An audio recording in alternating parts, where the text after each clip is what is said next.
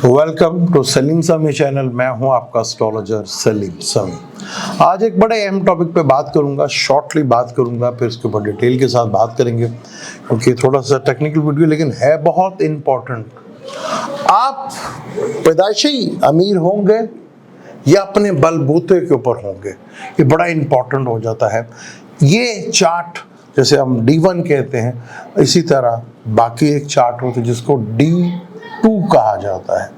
D2 बताता है कि आप अपने बलबूते के ऊपर बनेंगे या आपको खानदानी प्रॉपर्टी मिलेगी।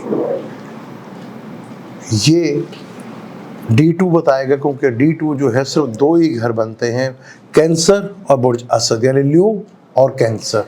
इन दो घरों का ये खेल है ज़रा। बाकी किसी घरों में कोई प्लैनेट्स नहीं होते, इन्हीं दो घरों में होते हैं।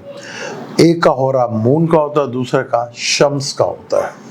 और यहाँ बहुत इम्पोर्टेंट हो जाता है कि जब किसी का मून भी 12वें घर में हो और D2 में भी 4th हाउस में हो तो उसको अपने ही लोग खा जाते हैं और आप अमीर बनेंगे अपने बलबूते पे। ये खानदानी जायदाद भी अब अपने हाथों से गवा देंगे। ये D2 में देखा जाता है।